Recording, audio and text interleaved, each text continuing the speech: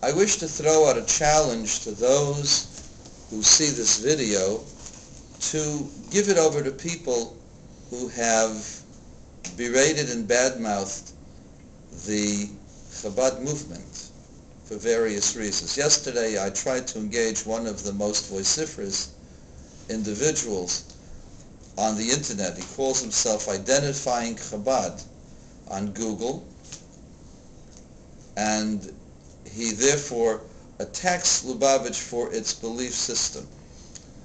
So I read some of his stuff, and I asked him about the very stuff that he himself quoted.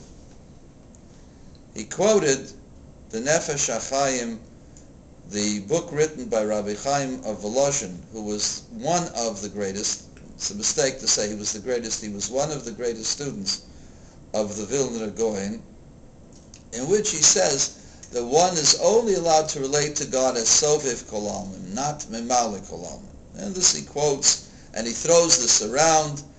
And so I wanted to hear from him, what does Sovev Kol Almin mean that Reb Chaim mentions? So I asked him, what does it mean?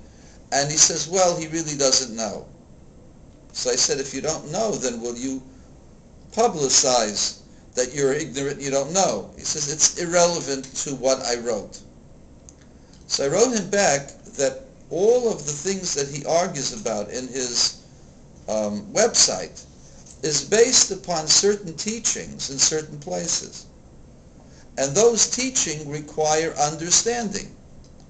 How can you go ahead and quote someone without understanding what he says? And based upon the fallacies and the mistakes that he made, and I could show him those mistakes, he further compounds it by then trying to attack the teachings of something as spiritual and holy as the teachings of the Chabad Rebbe's.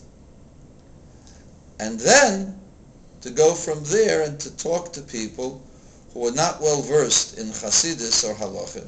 And they may be scholarly to a certain degree, but they're certainly not the spokespeople for the Rebbe. And then to try to trap them in their own words in order to show that somehow or other there's something wrong with their way of thinking. Every person who is not sophisticated can be trapped into saying things that are inappropriate. And the first thing that you have to have is understanding of your terminology. What, I ask, the website master of Identifying Chabad, does Sovev Kol Almin mean? You wrote that God is around the world, surrounds the world. He's not in the world. And I ask, how is that possible? Does God have physical limitations that God isn't in the world? If you have a world that's 20 billion light years across, so what's beyond the 20 billion light years? Is that where God is, and God doesn't enter the world? That means God would have physical dimensions. Does God really have physical dimensions? Do you think God has physical dimensions? I don't want to know your God if he does.